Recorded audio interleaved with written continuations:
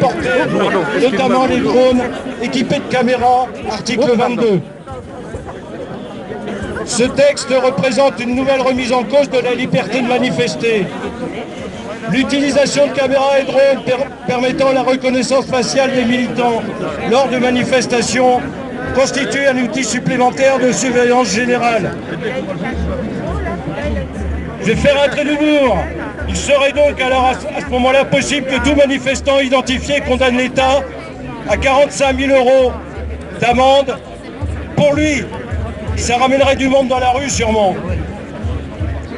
Autre point d'inquiétude, l'élargissement des missions des agents de sécurité privés qui se verront confier des missions de service public, tandis que les polices municipales se voient dotées de prérogatives importantes qui relèvent pourtant des missions de l'État. Cet ensemble de dispositions concourt à un processus de privatisation à peine déguisé qui remet en cause les principes d'égalité. En 1789, la Déclaration des droits de l'homme et du citoyen affirme le droit inaliénable à la sûreté qui protège les citoyens et citoyennes de l'arbitraire de l'État et les munisse contre les arrestations ou les emprisonnements arbitraires.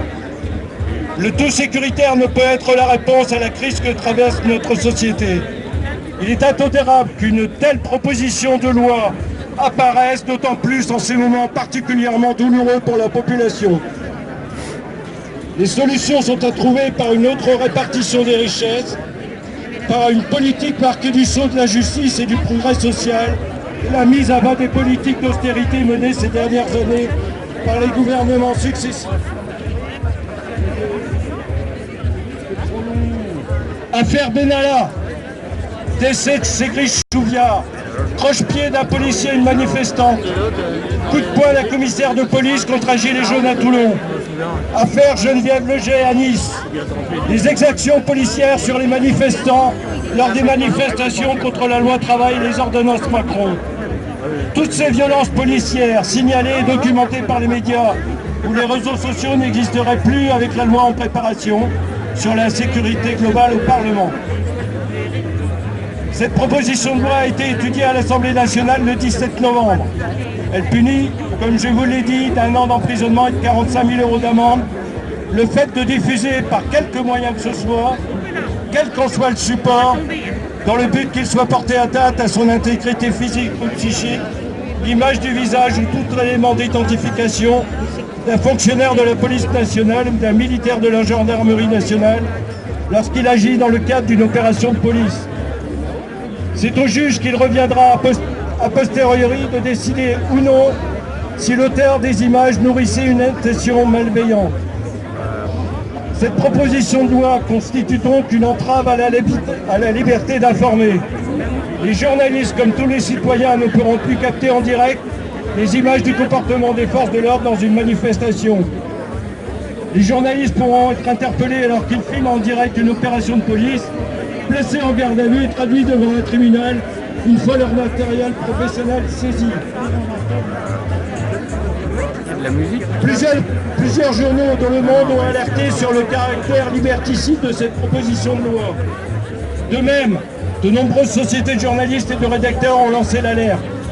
L'article 24 de la future loi sécurité globale menace la liberté d'informer.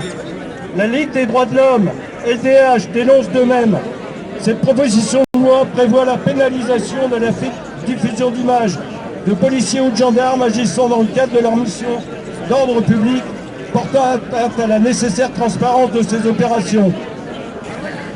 Une telle mesure, si elle était adoptée avec des sanctions très lourdes, je vous en ai parlé, empêcherait tout contrôle citoyen, voire le travail de journalistes, en favorisant l'impunité d'auteurs de violences policières. La Ligue des droits de l'homme appelle les parlementaires à rejeter cette proposition de loi liberticide et de fuite en avant sécuritaire qui menace gravement les principes fondamentaux de notre démocratie et de l'état de droit.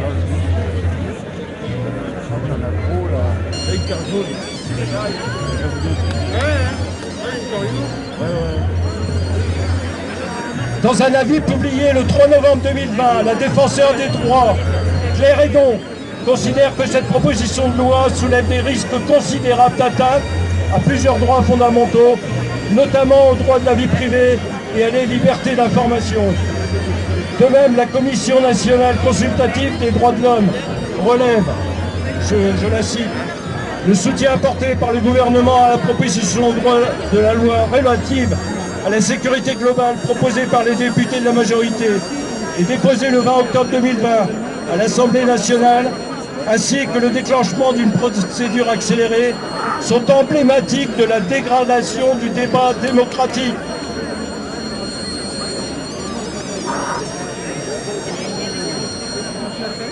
Toujours concernant la loi, j'ai eu l'occasion d'écouter monsieur le ministre de l'Intérieur hier soir qui parle de créer une commission pour réétudier l'article 24. Ce n'est pas une réétude de l'article 24 qui est souhaitable, c'est le rejet de la loi totale. Pour finir, malheureusement, il n'y a pas que cette proposition de loi scélérate. Nous aurons l'occasion de nous revoir sur d'autres sujets, comme la précarité qui augmente de façon exponentielle, alors que les dividendes des actionnaires sont de plus en plus élevés. Il n'y a qu'à regarder le CAC 40. Donc la précarité, mais aussi le forfait urgence. Le vote au Sénat à catimini concernant l'allongement de l'âge de départ en retraite à 63 au lieu de 62 ans. À nous revoir le 5 décembre à Guingamp. Merci.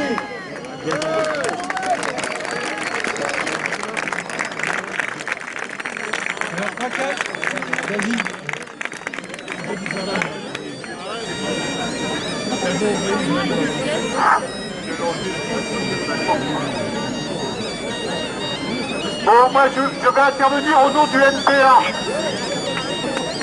Chers camarades et amis, le projet de loi de sécurité globale a été adopté mardi dernier en première lecture à l'Assemblée nationale dans une alliance associant de la REM au RN, des politiciens coalisés dans la contre-révolution sociale. Quels que soient les pseudo-amendements, les prétendus garanties et autres petits arrangements de communication, la nature et l'objet de cette loi ne changent pas. La veille même de l'examen par l'Assemblée, les forces de répression sont intervenues très brutalement contre un rassemblement de migrants place de la République à Paris.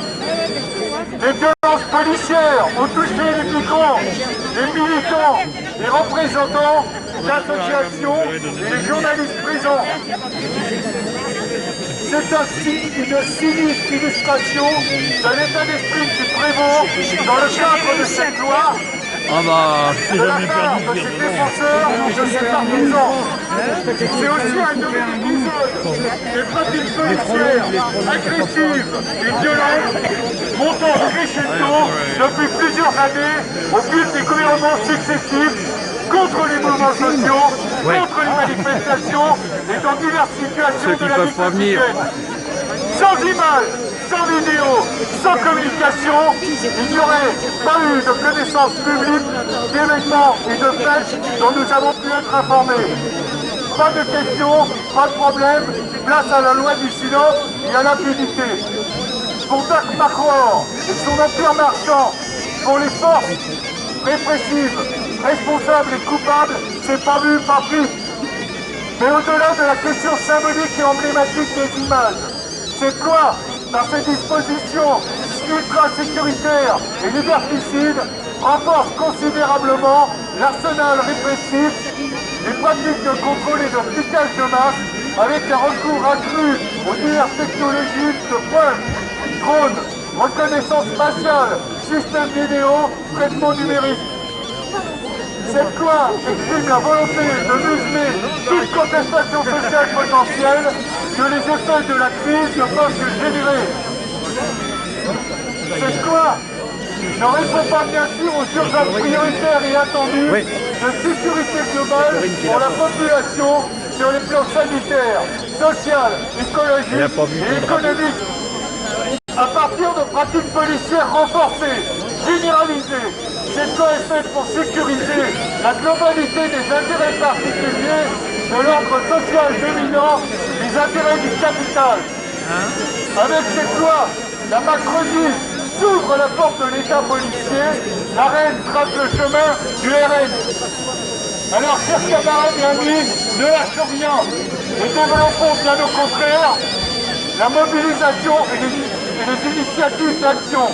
Exigeons, imposons le retrait immédiat et définitif de cette loi scélérate. Ne laissons pas confiner, ne laissons pas bâillonner nos droits et nos libertés. Non à l'État policier! On va à l'État policier! Que vive nos luttes! Que vive nos vies!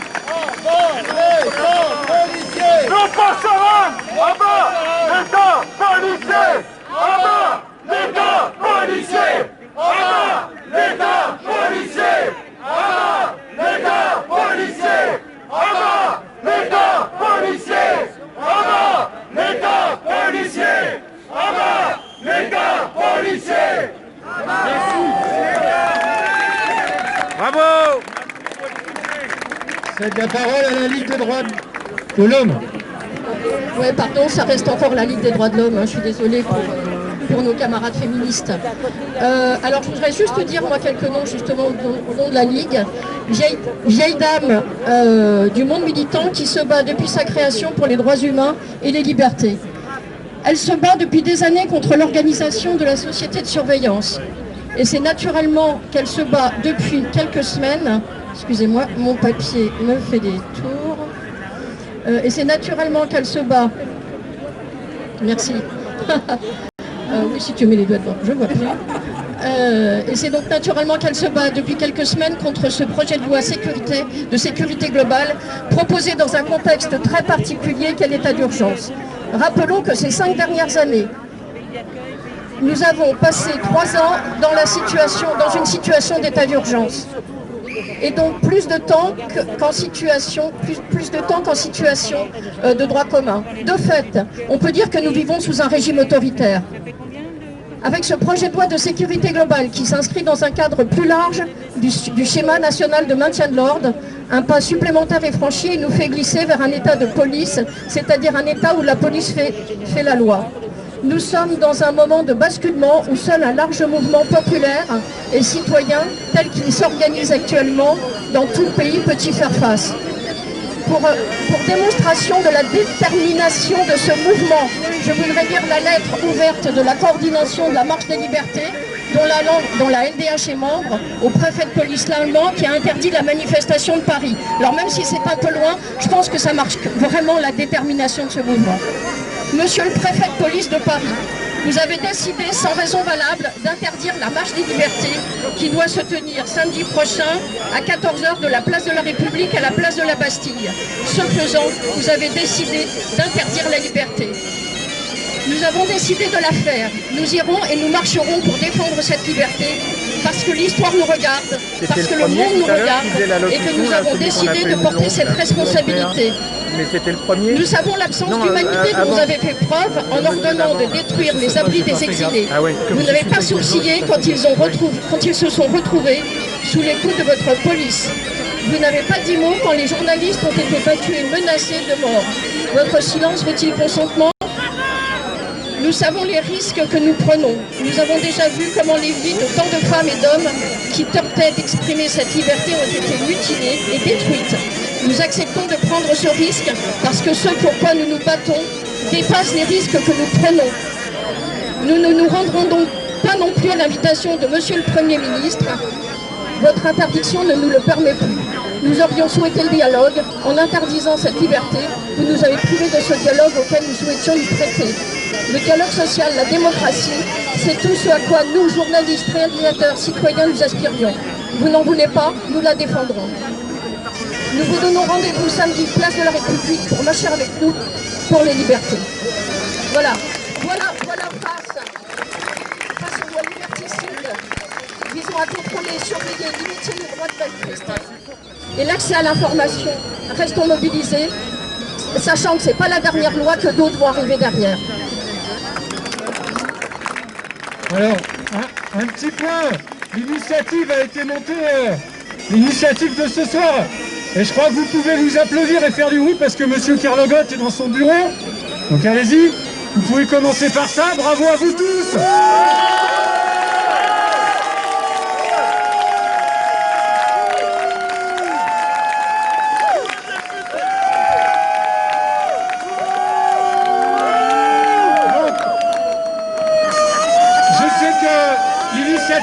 L'initiative de ce soir a été montée par, comme les temps qui courent, c'est difficile de s'organiser.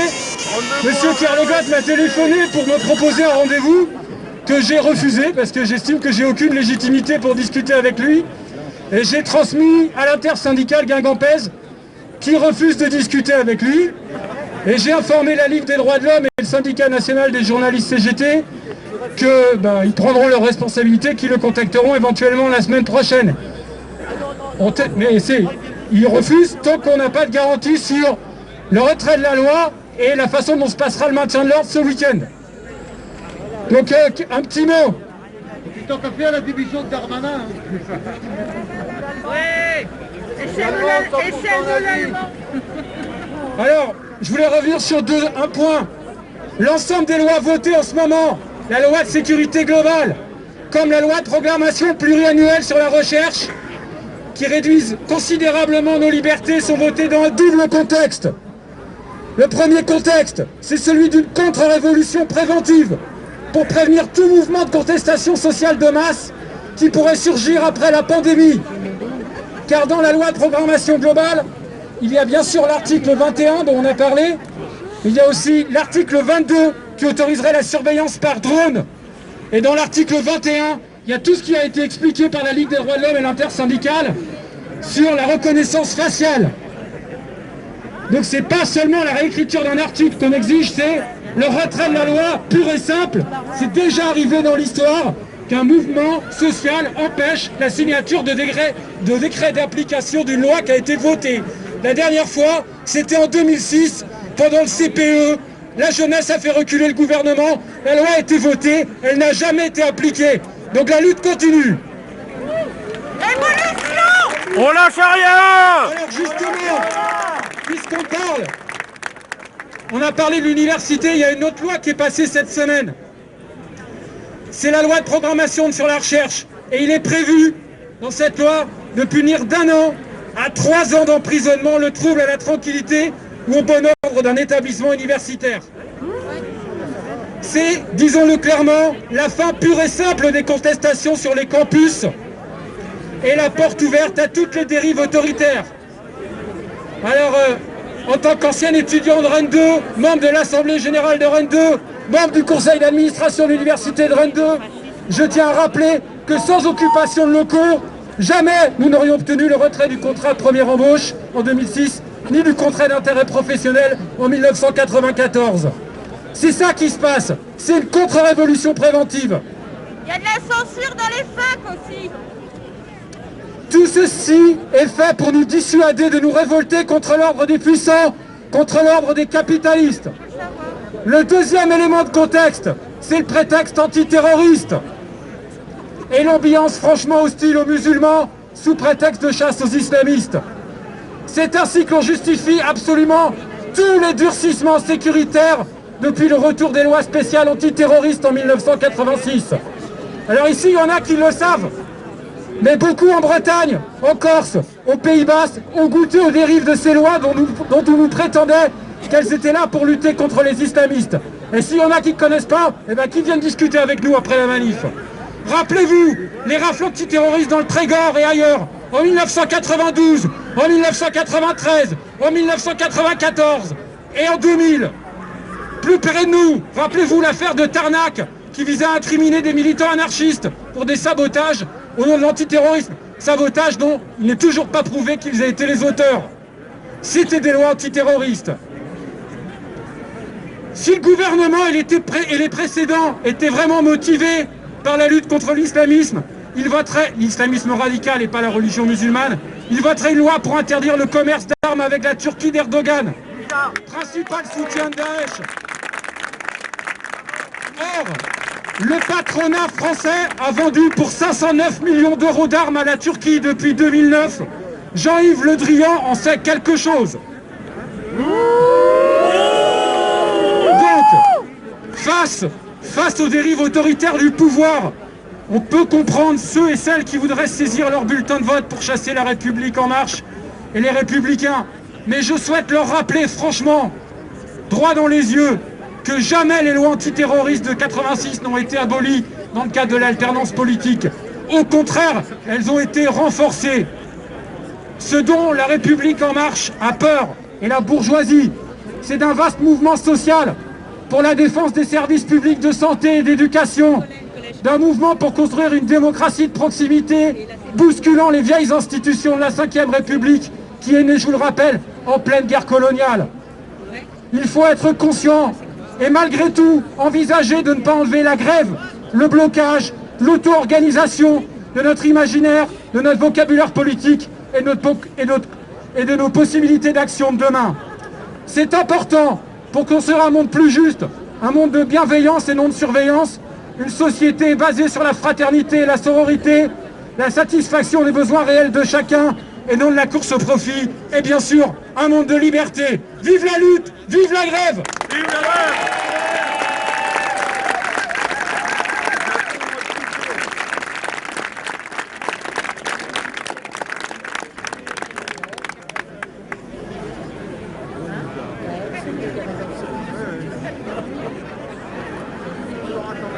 Ouais, bonsoir à tous. Moi, je vais parler juste 2 secondes. Je parle à mon nom personnel. Hein. Il y en a pas pour long. Alors, non seulement ils font des saloperies, mais en plus, ils n'ont même pas le cran de les assumer. Il n'y a pas de violence policière, disent-ils. Les violences policières existent. C'est un gros bras d'honneur et beaucoup de désinvolture envers tous les gens qui sont éclopés, qui ont perdu des yeux, etc., dont les cas ont été rappelés tout à l'heure par l'intersyndicale. Alors, il faut peut-être arrêter de prendre les gens pour des charlots. Il ne faut pas qu'ils oublient une chose, c'est que c'est nous qui les payons. Hein. Ils sont payés avec nos sous, donc voilà. Un petit peu de respect minimum, c'est tout.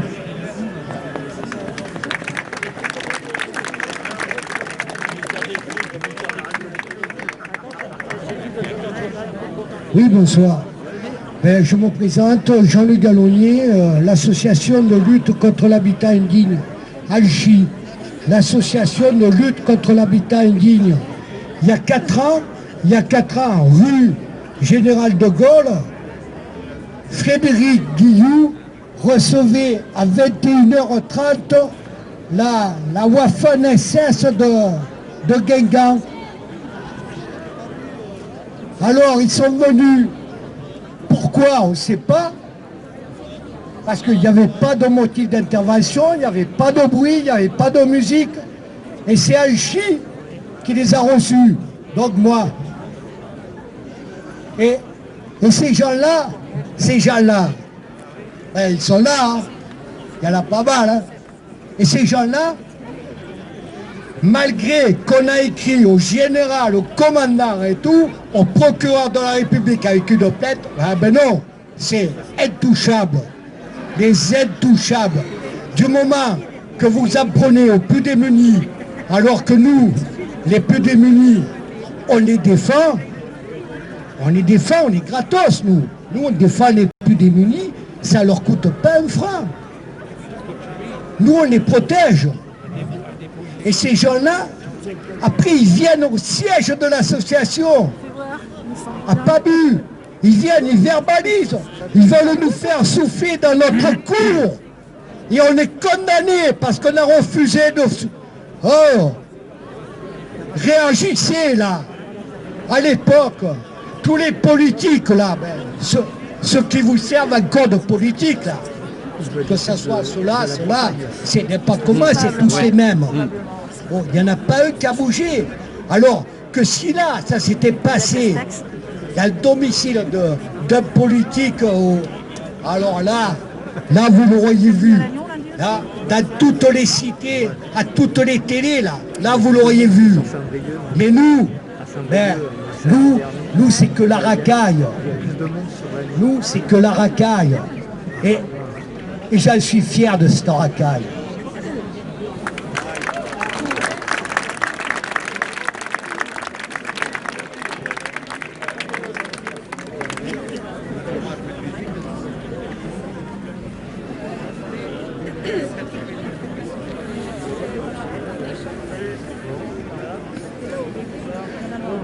pas demain, c'est ça?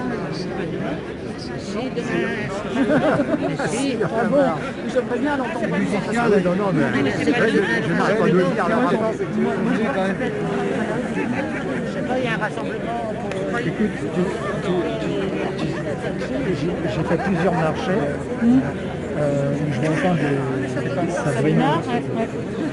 C'est général, tous les gens qui sont là. Par exemple,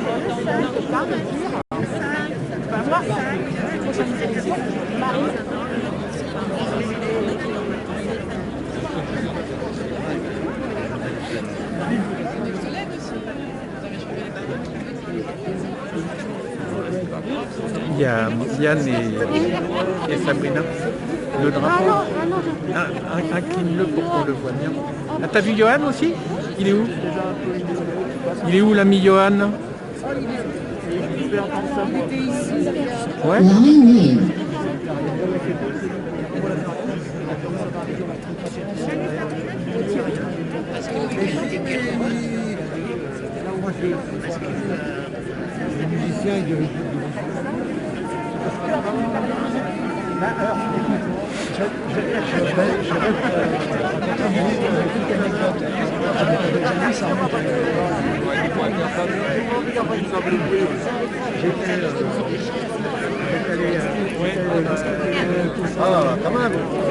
Ah, un peu de musique. Ouais, on va faire du musique. Ah. De la musique, je sais pas, mais...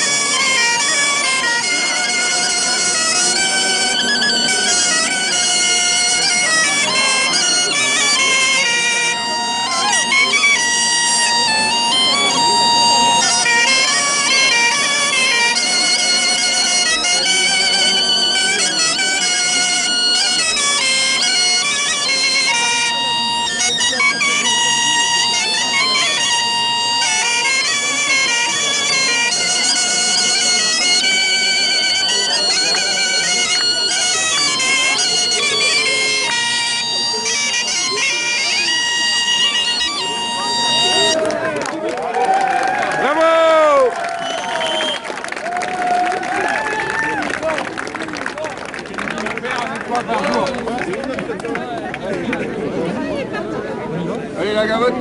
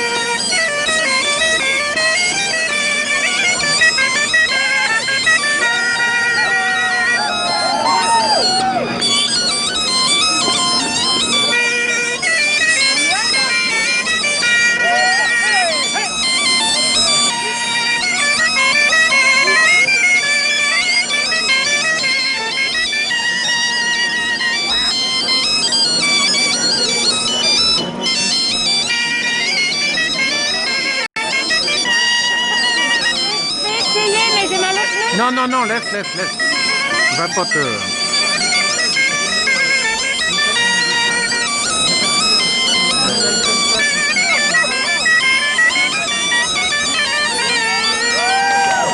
Wow!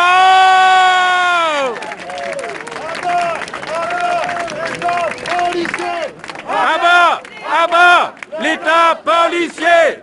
À bas, l'État policier! À bas, l'État policier! À bas, l'État policier! À bas, l'État policier! L'État policier! Police peuplère! Justice peuplère! Police peuplère! Justice peuplère! Police peuplère! Justice peuplère! Police peuplère! Justice peuplère!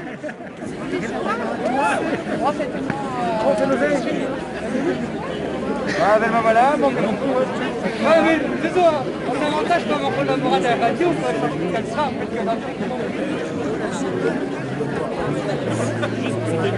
Bon. Police peuplère! Justice peuplère!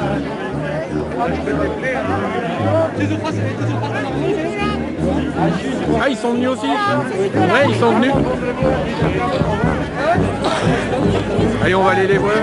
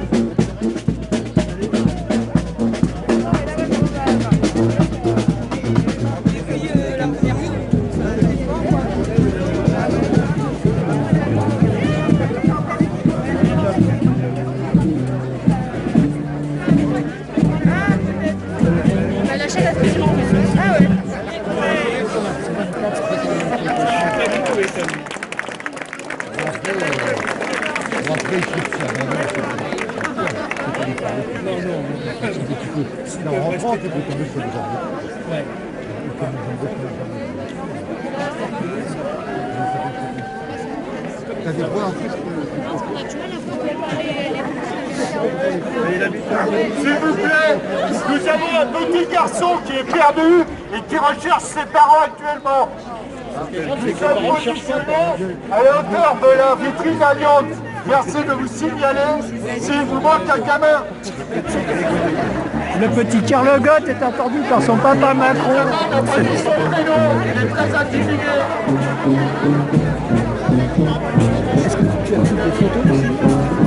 Que des films là. Ouais. Mais bon, on pourra tirer des photos du film. Non, parce que quand on enseigne, ouais, si tu peux m'en envoyer un, que je tire des photos, ah oui, c'est pour les mettre sur internet. Oui, mais bah, de toute façon, le film, je le mets sur YouTube ce soir. Ah, okay. Comme celui de la manif de Saint-Brieuc et celle de l'Agnon aussi. Ah, okay. Donc ce soir, je vais mettre sur internet. Il faut enregistrer ça dans un...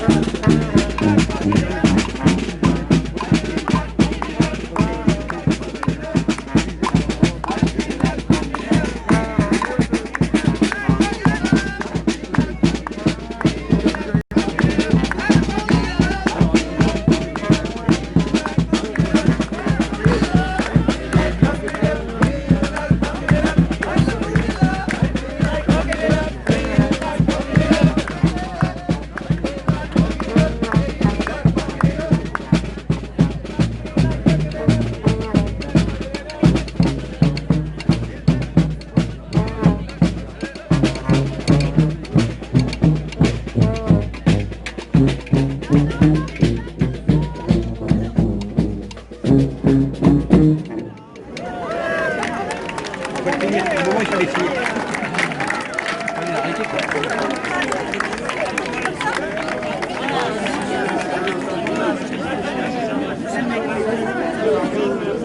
Ouais, mais bon.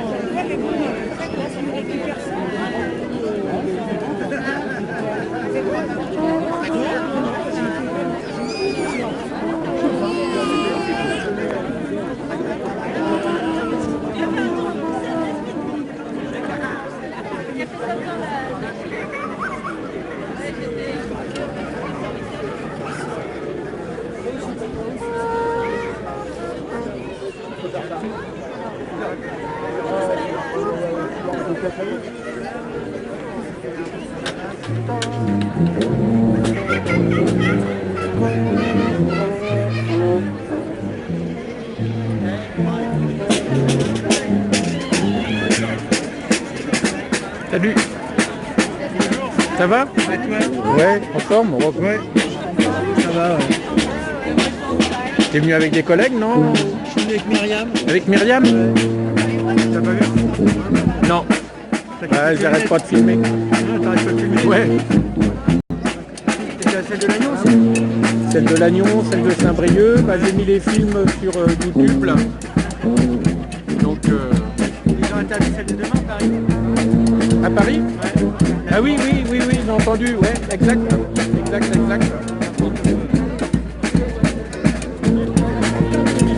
Nous, ça va ici, je sais pas, lundi, s'il y aura du monde. Normalement, ça va être une semaine assez chargée.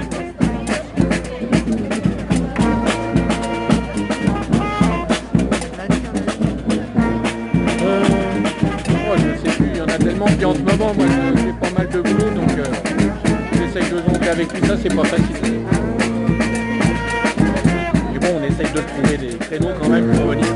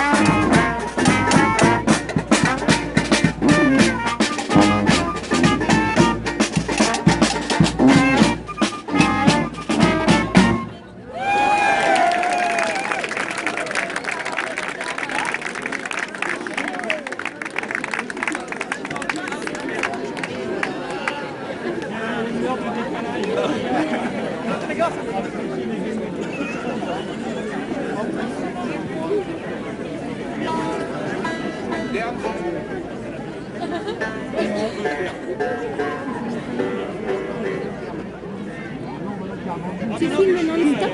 Oui. Je suis incognito, silence. Oui, je vois ça. Je fais partie des RG, t'observes?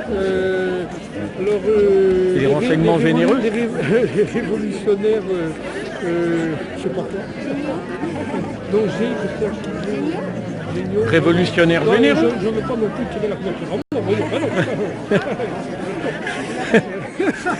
Bon, incognito, ouais, incognito, on filme pas alors. Hein. Il y a le masque, on ne te reconnaîtrait pas. Allez, roule ma poule. Demain, on pense les Gilets jaunes faire une avec petite les promenade, à 3 heures là, ouais, enfin pendant 3 heures. 15 heures, autour une petite promenade sur le rond-point. Ouais. C'est un truc qui a été déclaré ou non? C'est comme ça? On se promène, On déclare pas. on se promène, on fait une sortie à moins de 20 km, pas plus de 3 heures, une petite banderole peut-être, mais presque rien quoi. Les gilets quand même. Ah bah oui, bah oui, pour la circulation au vélo est trop dangereuse autrement. Bah voilà, pour pas que ça soit dangereux, pour la sécurité. Et les masques, parce que pour le Covid. Hein. Comment on va dire qu'on est à moins d'un kilomètre de chez nous? 20 km. Ah, 20 km, ça va. Maintenant, c'est 20 à partir de la semaine prochaine. Pas maintenant. Et d'après moi, c'était à partir de demain. Ah ouais? Ah bah génial. Je vérifie pour le moment. Je me balade avec des coupes de journaux.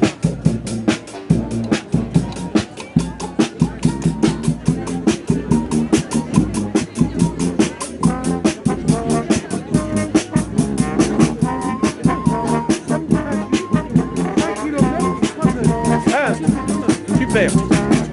Bon bah demain on y est. Et alors là où c'était tangent la présentation dans le journal, c'est que autorisé sans condition, manifestation, d'accord? Mais est-ce que c'était aussi dans la limite des 20 km? On verra. Le droit à l'erreur. Bah voilà, oui, ouais. Ils ont bien le droit à l'erreur pour les mauvaises déclarations d'impôts. Vous savez qu'ils avaient eu les entreprises. Donc nous, on peut très bien avoir le droit à l'erreur pour le premier. Hein? Ouais.